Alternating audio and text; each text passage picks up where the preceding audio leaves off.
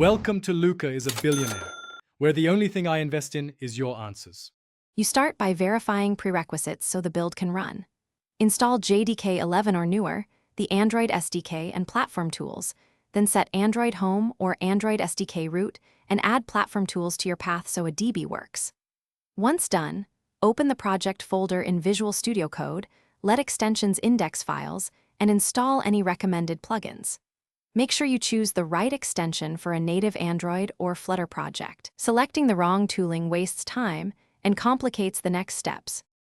You now configure and build the app. From VSCode's integrated terminal run, /gradlu assemble debug for native apps or Flutter build app for Flutter projects. This compiles sources and packages and APK. Next, start an emulator or connect a device and confirm with a DB devices. Use the status bar device picker to target your device.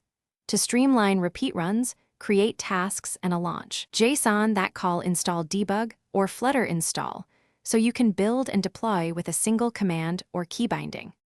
You finish by deploying and debugging the app. Run /gradlu install debug or Flutter run to install and start the app, then monitor Logcat or the debug console for errors. Set breakpoints and step through code. If you use Flutter, hot reload accelerates UI iteration. If the app fails to install, check APK signing, device storage, and matching SDK versions.